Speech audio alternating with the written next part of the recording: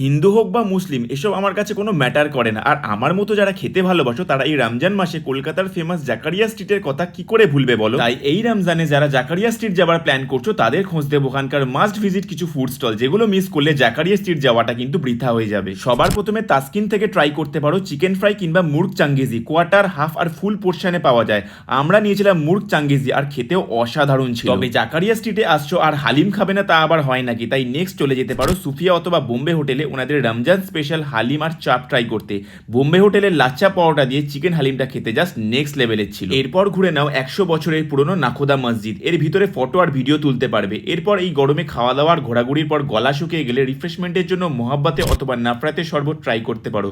তরমুজ মেশানো এই মোহাব্বাতের শরবত একবার খেলে ইশক তো হবেই। এরপর পকেটে টাকা আর পেটে খিদে থাকলে ট্রাই করতে পারো 107 বছরের পুরনো অ্যাডামস কাবাব থেকে মাটন সুতা কাবাব, উপর দিয়ে লেবু চিপে খেতে দারুণ লাগছিল। এখনো কাবাব খাবার চাহিদা পূরণ না হলে চলে যেতে পারো আলবাইকে, এখানে মাত্র 30 টাকায় পেয়ে যাবে 2 পিস জুসি চিকেন আফগানি কাবাব, সাথে ট্রাই করতে পারো কাতলা ভেটকি অথবা চিকেন ফ্রাই। এরপর ট্রাই করতে পারো দিল্লি 6 থেকে আফগানি চিকেন, এমন ক্রিমি জুসি আফগানি চিকেন দিয়ে রুমালি রুটির কম্বিনেশনটা just match made in heaven ছিল। আর শেষে মিষ্টিমুখ করার জন্য ফিরনি আর শাহি টুকরা তো আছেই, তবে কাশ্মীরের ফেমাস পরাঠার সাথে ড্রাই ফ্রুটস দেওয়া ডালের হালুয়াটা কিন্তু মাস্ট ট্রাই।